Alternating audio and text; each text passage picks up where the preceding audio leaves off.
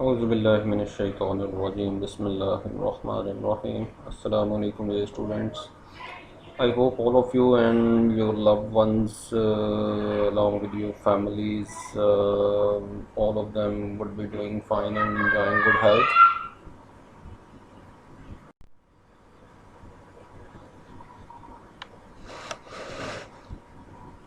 So, in our today's lecture, we will carry on with our previous discussion about data. We were talking about the reasons for different countries for data in our previous lecture, and we already have discussed in a brief way the successes and failures of data. So, in our today's lecture, we will carry on with our discussion about the successes of data in general, but specifically, we will talk about the one of the key successes that were achieved through data, and that is Strategic Arms Limitation Treaty, which was signed in 1972 between the United States of America and the Soviet Union. So we will have a thorough discussion about the various achievements which were achieved through data. But in our today's discussion, we will talk about SALT, and now we will have a look at the contents of our today's lecture, and we will try to cover most part of our today's contents of lecture. So first of all, we will have a general idea about what was the biggest achievement that was achieved during the phase of data, and we can convincingly make a statement that it was in the area of the nuclear arms reduction that was achieved somehow through data. And the Strategic Arms Limitation Treaty, known as SALT 1, which was concluded in 1972 between the Soviet Union and the United States of America, that is considered as a hallmark or landmark treaty in that regard of nuclear arms reduction. And further, we will talk about the background of this process of disarmament, or the in general and in particular about the SALT, and that is the key topic which will be discussed in our today's lecture. And further we will talk about the key aspects of this very treaty of SALT, but probably the various features of SALT will be discussed in the upcoming lectures, and in our today's lecture we will try to cover the background of this treaty of SALT. The successes that were made during the phase of data, among them the arms reduction agreements, particularly the nuclear arms reduction agreements, are the significant ones, and SALT 1 is one of such agreements that were reached between the United States and the Soviet Union during that particular phase.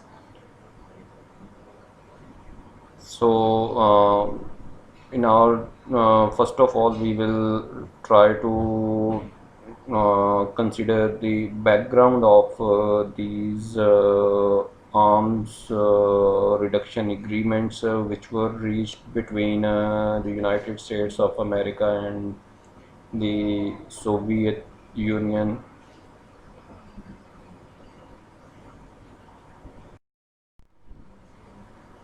So, when we look at the background of this Treaty of Salt between the US and USSR,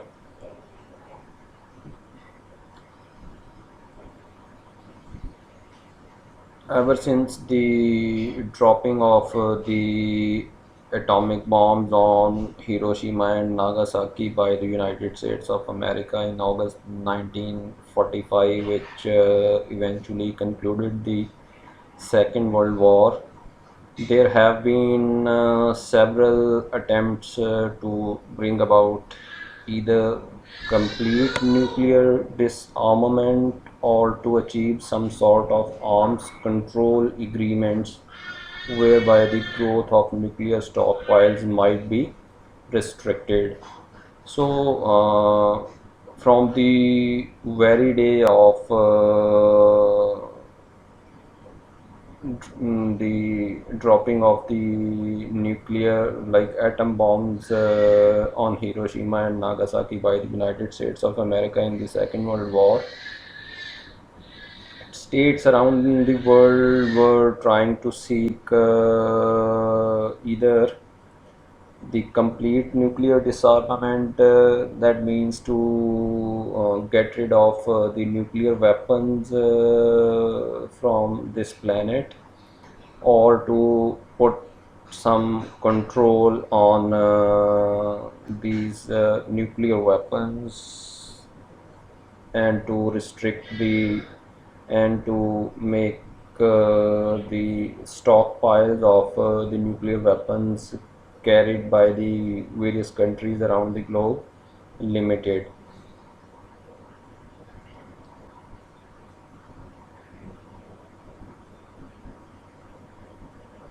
So the need for such agreements aimed at restricting or banning the nuclear weapons altogether became more and more pressing and significant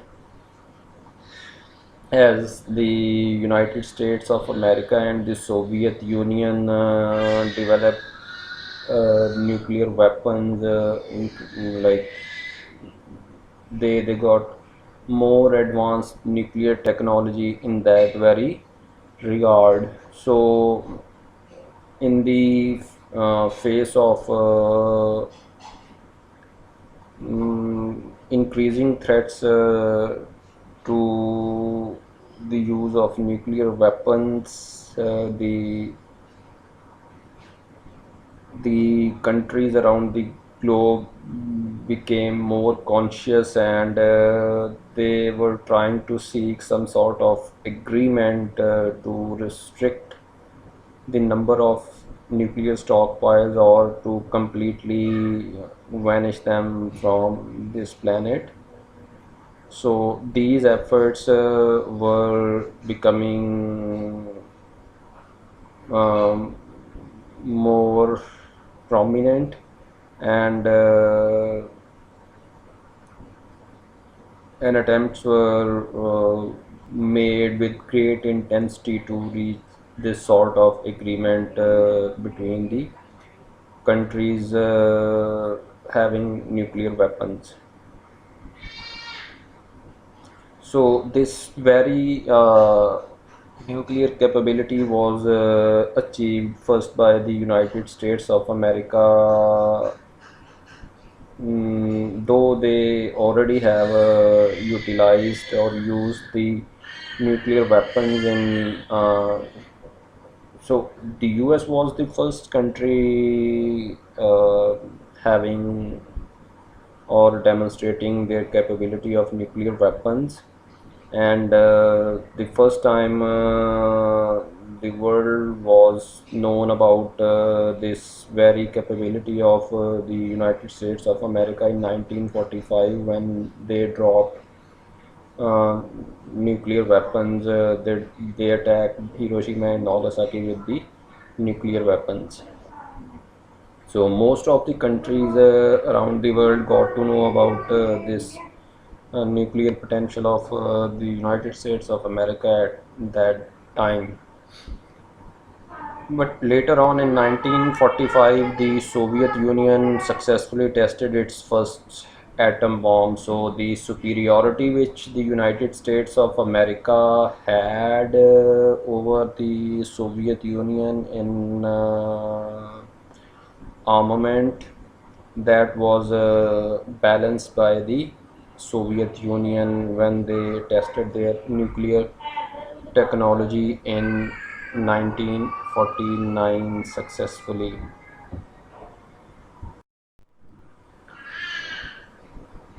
So in 1952, the United States made further breakthroughs in that nuclear technology by achieving or by developing the hydrogen bomb, which is much more dangerous than the nuclear bomb and much more catastrophic as well. But again, that superiority of the United States of America didn't last long, and after 1 year, the Soviet Union got that achievement by testing the hydrogen bomb in 1953. So that shows the race of armament which was quite hot between the two main competitors of Cold War, the United States and the Soviet Union. So the race of armament was quite intense between these two competitors after the closure of the Second World War. So there was a dire need to put a stop to this race of armament, and for that very purpose, the phase of Detente played a significant role to minimize the intensity of this arms race to some extent, if not to put, if not to remove these nuclear stockpiles from this planet altogether. Further, in 1957, 1958, the United States Union of Soviet Socialist Republic, or in another terminology, the Soviet Union, and the United States of America, they produced first intercontinental ballistic missiles.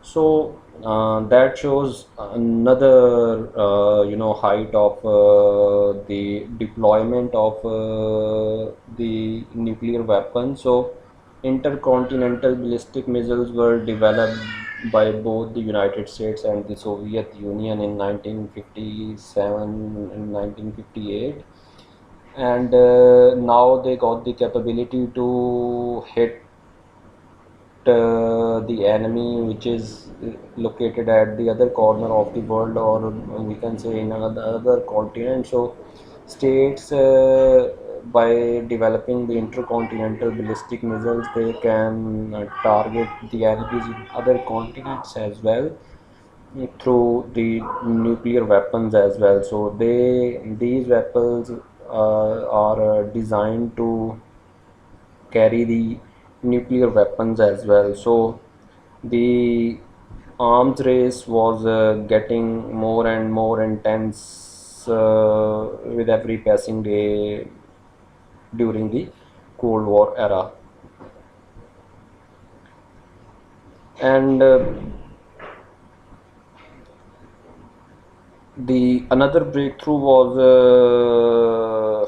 made by the United States of America in 1970 when they first developed the MIRV, which is the multiple independently targeted warhead, and got superiority over the United States, over the Soviet Union. But again, that superiority of the United States of America in the non-conventional arms race didn't last long, and after a gap of 5 years, the Soviet Union acquired this very technology and developed the MRIV,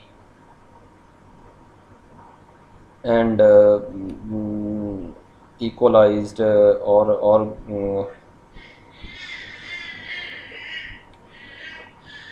removed or got rid of the superiority of the United States of America in terms of non-conventional weapons. I mean the nuclear weapons.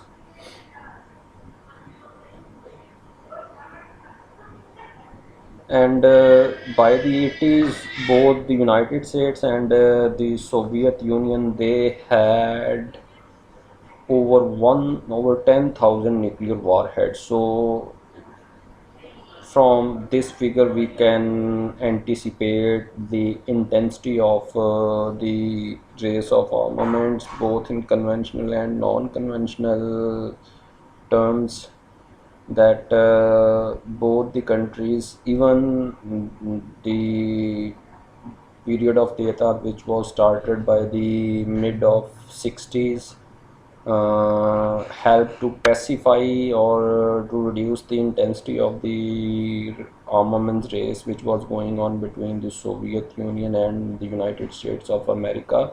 Even then, by the 80s, the nuclear stockpiles, which were carried by both the United States and the Soviet Union, had crossed over 10,000 nuclear warheads.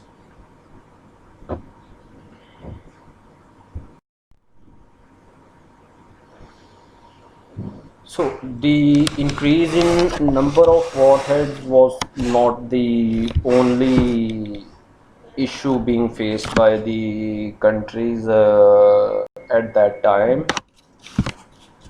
Some other countries also acquired nuclear weapons, so and joined the nuclear club.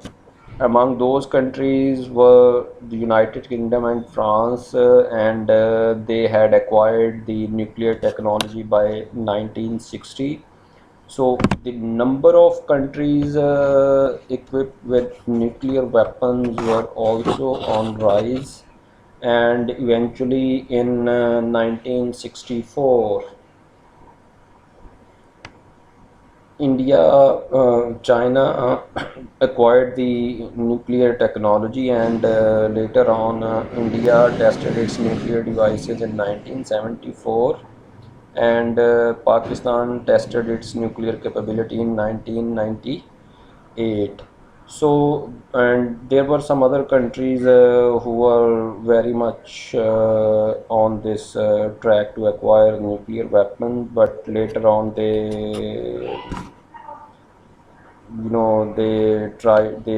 decided to not to follow that track of acquiring nuclear technology. The examples are the Brazil and the current example is the Republic of Iran, Islamic Republic of Iran, which signed a nuclear deal with the all permanent members of the Security Council. But once the United States of America withdraw from that nuclear deal signed with the Iranian government, few years back, Iran is again back on the track to acquire nuclear technology. So the desirability of disarmament or arms control naturally increased as the destructive capacity of nuclear devices grew, and after the Cuban Missile Crisis of 1962 brought the world close to nuclear war.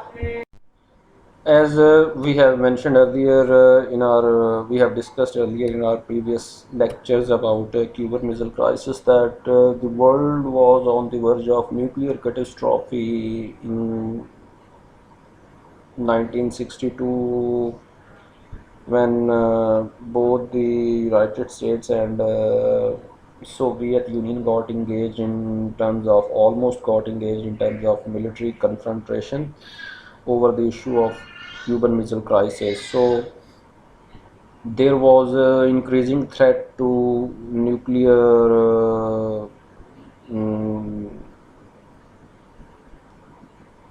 engagement between the United States and the Soviet Union, and keeping in mind the destructive capacity of the nuclear warheads, the desire to disarmament was getting more and more prime, and it was increasing,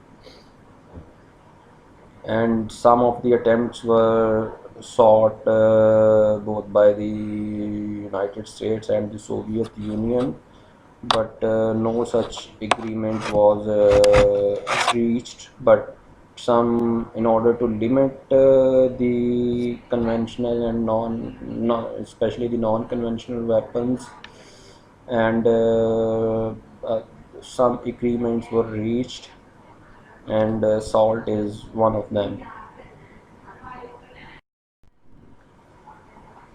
So finally, proposals for complete disarmament were discussed quite regularly in the 50s and 60s, but since then, arms control has been the dominant approach. And after that, the armament became the international agenda, and there were so many discussions at different platforms all over the world to discuss the proposals for complete disarmament, but no disarmament agreement was successful in the period of mid up to the mid 80s. So so many efforts were made by both the United States and the Soviet Union and other countries having nuclear weapons to reach a disarmament agreement, but up till mid 80s, no such agreement was reached successfully. So after that, the United States and the Soviet Union signed some of the disarmament treaties, which reduced the number of nuclear weapons held by the superpowers, such as the INF Treaty that was signed in 1987, and later on START 1 and START 2, which were signed in 1991 and 1993 respectively. But this START 2 agreement was not ratified by the US Congress. So most of the disarmament agreements were signed after the mid 80s, not before that.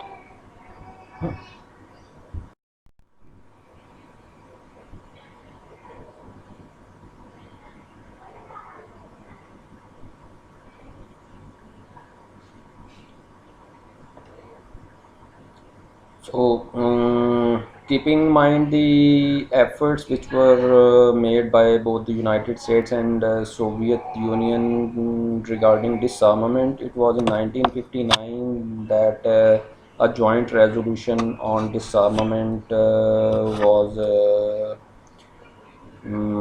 conducted, and that led to the setting up of a committee of 10 nations to draft the Treaty of World Disarmament. That committee met in Geneva in 1960, but no progress was made. And more successful was the first arms control agreement, the Antarctic Treaty of 1959, which banned the military use of Antarctica and was signed by 40 countries. So that was the success story of the some of the resolutions which were sought, or the efforts which were made by different countries regarding disarmament or arms control agreements. The Antarctic Treaty of 1959 59 was the very first success story which was signed by 40 countries.